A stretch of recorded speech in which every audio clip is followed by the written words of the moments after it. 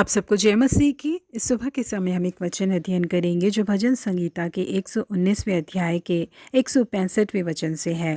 तेरी व्यवस्था से प्रीति रखने वालों को बड़ी शांति होती है और उनको कुछ ठोकर नहीं लगती। 1898 के दौरान बेन नाम के व्यक्ति कैरेबियन देश को छोड़कर ज्यादा कमाने के लिए विदेश चले गए। वहां जाकर उन्होंने 300 एकड़ की जमीन को कमाया और उसमें एक खूबसूरत सा खेत घर बनाया। उसमें उन्हें जिन सब्जियों की, गेहूं की, मक्के की जरूरत थी, ऐसे कई अनाजों को उसमें उगाया। उनके पास पूरे 200 बैलगाड़ी और घोड़े गाड़ी मौजूद थे। केवल 8 साल में उन्होंने इतनी सारी चीजें कमा ली। अब उन्हें लगा कि शायद यही सही समय है। सोचकर उन्होंने अखबार में एक इश्तिहार दिया और उस इश्तिहार में ये लिखा था कि एक अच्छे खत लिखने वाले दोस्त की जरूरत है और यदि वो दोस्त अच्छा निकला तो मेरे उसके शादी करने के भी पूरे आसार हैं। उस इश्तिहार को पढ़ने वाले मोली नाम की लड़की ने उन्हें खत लिखना शुरू किया। वो उस खत को बहुत ही ध्यान से पढ़ा करते थे। कुछ ही समय में खत के द्वारा मित्र बने ये दोनों प्रेमी में बदल गए और आखिरकार वो दिन आया जिस मौली को बेन ने कभी नहीं देखा था। उसे पहली बार वो देखने के लिए रेलवे स्टेशन पहुंचे। रेलवे स्टेशन में रेलगाड़ी आकर खड़ी हुई। उसमें से बहुत सारी लड़कियां नीचे उतर रही थी। बेन ने एक लड़की को देखकर मौली करके आवाज लगाया। जैसे ही मौली ने